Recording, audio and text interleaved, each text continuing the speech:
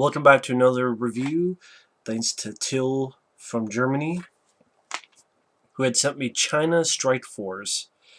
Which, now that I think about it, I remember seeing a cover to this film, but it's not this, it's a different cover, which will be the thumbnail, which really makes it seem as if Mark Dacascos is the star of this movie, but he's in it for quite a bit, but he's not the star, he's one of the villains. And this came out in 2000, directed by Stanley Tong, who directed quite a few films I enjoy. Rumble in the Bronx, Police Story 3, aka Super Cop, Police Story 4, aka Jackie Chan's First Strike. I enjoy those films.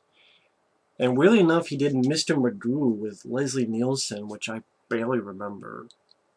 But he did this film, and this is a film that you could tell is trying to capitalize, trying to have a worldwide appeal, especially when you get people like Coolio. Yes, Coolio is one of the villains in this movie, and his character's name is Coolio. Yes, Coolio plays Coolio, and Coolio is a drug guy, where Mark Dacascos is working for his uncle, and his uncle deals with crime, but not drugs. And Mark Dacascos says we should change that and brings Coolio in, and the uncle doesn't approve. So later on, Mark Dacascos kills him so that him and Coolio can work on bringing drugs into Asia. And the reason I'm bringing up Mark Dacascos and Coolio is, well, it seems like even the movie itself thinks that those two are much more interesting than our two leads. Granted, the film starts with our two leads. They're fighting other folks, and then one gets shot, but it's really paintball, and you realize it's a training exercise. And then the next shot is the villain, Mark Dacascos, in his medical truck with this guy. And a cop stops them. They shoot the cop. Mark Dacascos even shoots a woman with a baby for no witnesses. Thankfully, we don't see the baby and woman getting shot, but you get the idea that Mark Dacascos is an evil motherfucker. Now, our two leads are Aaron Kwok and I forget who the other guy's name is, honestly. Leehom Wang. Leehom Wang, I think. They're Darren and Alex. It doesn't fucking matter who they are because they're boring and bland and dull as hell. They're two cops. You get one guy, all you know is that he has a girlfriend that one day is going to come by. The other guy, at one point he gets horny for this Japanese woman who can't ask for shit, but she's hot as hell, and you find out she's an undercover Japanese Interpol officer who really wants Coolio, because Coolio killed my partner. I'm sorry, that's funny when Coolio is playing. Like, you can't even give him a fucking other name other than Coolio, and he's playing like a drug guy. So that's people like, we got to go get Coolio, or Coolio killed my partner, or Jesus, my partner was killed by Coolio. That just makes it silly and stupid. And why would Coolio be like, okay, yeah, you can use my name, even though the character I'm playing is a killer who deals with drugs? And the two leads, again, they are so dull. They're so boring. Anytime they talk, there's nothing to it. They're duller than a shitty butter knife, these two leads. And even the movie knows it. It's like the director knew it, because more times than not, he'll cut away to Coolio and Mark Dacascos talking. And Coolio sucks. He's doing this over-the-top gangsta, swear gangsta dialogue. But when Coolio is not the worst guy in the movie, you know something is horrible. Because I'd rather be watching Coolio than these two leads. And again, these two guys. And again, Coolio sucks. But at least he sucks, and I guess he's kind of having fun with Mark Dacascos. And Mark Dacascos is wasted in this movie.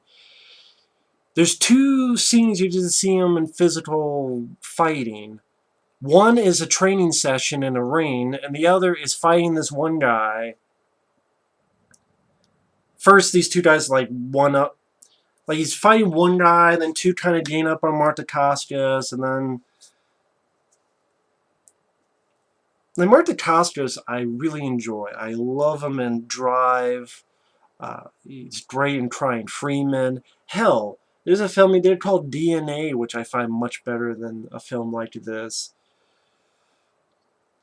Brotherhood of the Wolf, he does a good job in that. I reviewed that film. That's a well-filmed movie, well-photographed movie. I don't like what happens with Mark Dacascos' character, but I do think it is a well-made film. Here is just...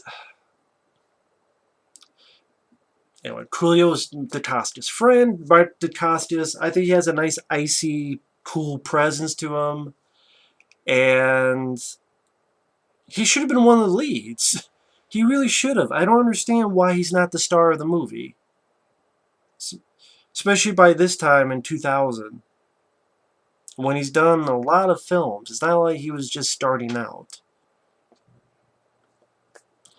But Coolio is Mark Dacascos' friend. They're going to bring drugs to China. They're at this fashion show. One guy gets an ice pick in his neck. One thing, Mark Dacascos, for the little bit he has to work with on the script, I think he does fine. Also, this does have a couple of good action set pieces. You have one sequence where a good guy gets in a Formula One racing car and is chasing Mark Dacascos, who's in a white Lamborghini, and that's a pretty decent car chase. You have the finale where it's one guy, one of the good guys, the female Japanese Interpol agent, and Coolio on this glass, teeter-totter of glass pane on the side of a building that's under construction. And it's like, oh shit, they're about to teeter one way, about to teeter another way. Pretty impressive. I give credit to that scene and to the stunt people involved.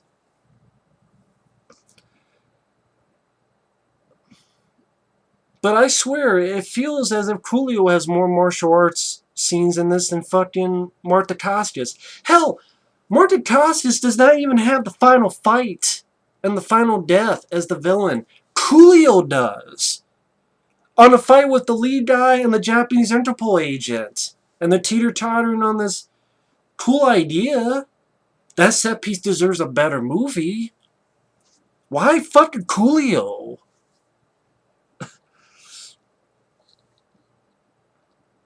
But like I was saying, when the guy gets killed with the ice pick, one guy chases him and does some really silly stuff with his motorcycle. For example, he's on the ground riding the motorcycle. There's a double-decker bus. He literally does this and somehow climbs the fucking motorcycle onto the top of the vehicle.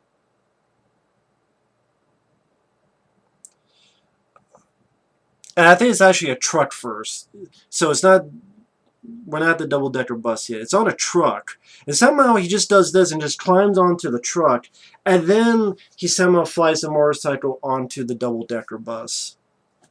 I know these films are not really realistic. I understand that. But even I'm like, what? And I didn't even think it looked that cool, to be honest.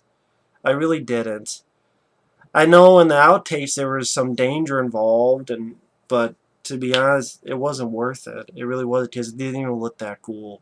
And he gets a little fight with this guy on top of the double-decker bus, kicks the bad guy off, chases the bad guy says fuck you, jumps into the water. Only for later on to come out, meet up with Coolio. He was one of Coolio's guys, and then Coolio just shoots the guy. And then the other good guy, he's chasing this Japanese woman who grabs him, hangs him off, uses him to swing down to the lower level.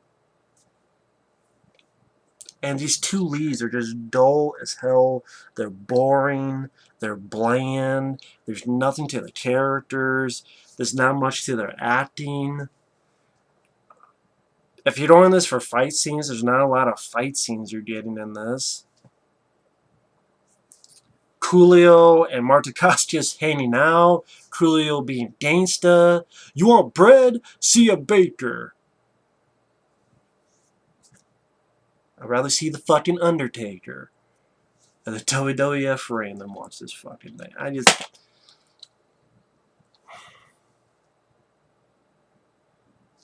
The two leads find out about a deal. They and other cops try to break the deal. It's out in the open on this dock. Dacascos, that's what he does in his Lambo, and one of the good guys chases him with a Formula 1 going under trucks. Dacascos gets away.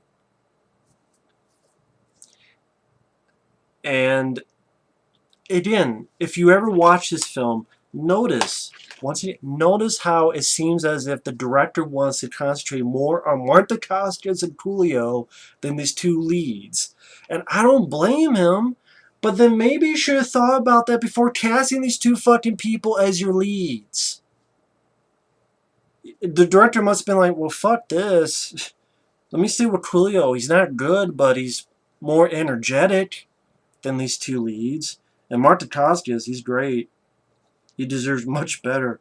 He really did deserve much better. He deserves so much bigger roles. So much bigger roles. He deserves so much more, man. He really did.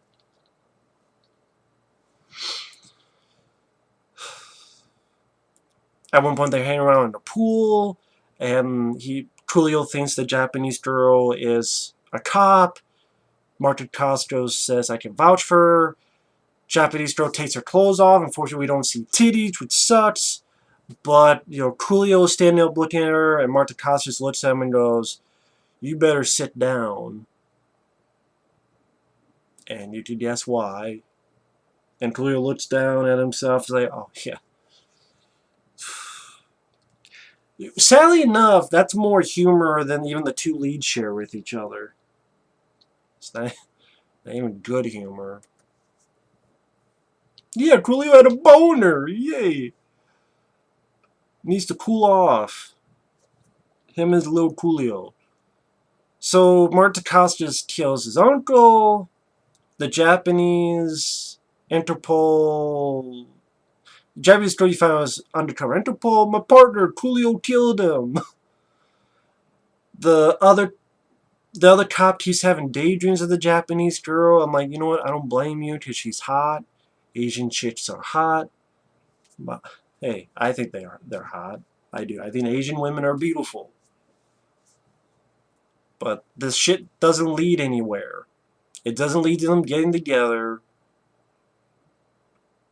Dacascos, they show a scene where he's in a rain and shows how quick he is.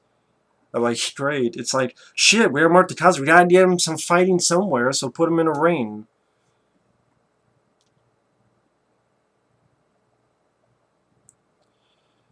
You get to the finale, you find out one of the cops' bosses is in with the bad guys. Tells him that girl is undercover. The two good cops get there. Coolio doing some martial arts, or his double doing martial arts. They get in a fight with Dacascos. And this, I will admit, this did surprise me. One of the cops, they do get killed by Coolio. Get shot to death. So the remaining guy, I think it's Kwok. He goes off and gets on a motorcycle, does this silly thing where he's on a motorcycle and he literally hits the barricade and then flies off to get the helicopter. And it's this helicopter, and there's a line, and on the bottom is this car, and it's this car that Coolio wants. And on that car, Dacascos is on it. So it's like him and the lead guy are trying to have a little fight. Trying. And literally, the helicopter line, car hanging from it, that car hits the top side of a building, and that's how Dacascos dies. And I'm like, so the lead guy doesn't even kill him. He doesn't die, and yeah, like one little fight scene, which Dacascos is showing some good moves. Shows he would beat these two guys' ass. how the fuck did Coolio become the main villain in this movie and not Mark Dacascos? And the last fight scene is now with Mark Dacascos, but with fucking Coolio. What the shit? What the fuck? So then the helicopter and the car hanging from it that gets caught in some construction on a building. So the helicopter stalls, so it blows up. Coolio jumps down, and the last good guy and the Japanese woman, they're all on this teeter-totter pane of glass, which is a cool idea, cool set piece. Give credit to the stuntmen and such, but that deserves a better movie. And then the line breaks and the car falls through the glass and Coolio falls to his death. And the lead guy and the Japanese woman say goodbye. And the lead guy's girlfriend arrives and another beautiful woman. They go out and then you get some outtakes. And most of the outtakes just showing how dangerous that one scene I talked about where he's trying to get on either to the truck or onto the bus. Might have been onto the bus, and how he just kept falling off it. Dude, dangerous stunt, really not worth it because it didn't look that great. So, other than the Formula One racing car chasing after the Lamborghini, the teeter-totter pane of glass, Mark Dacascos has a little bit of an icy presence of a villain. There's really no reason to see this movie, China Strike Force. Stanley Tong has definitely done much better. Making Coolio as Coolio, making him the main bad guy. Well, it's the last martial arts fight in the movie, and then the two leads are very boring. So when the one guy died, I didn't care. I'm like, oh shit, I didn't see that coming, but I didn't care. Nor Noriko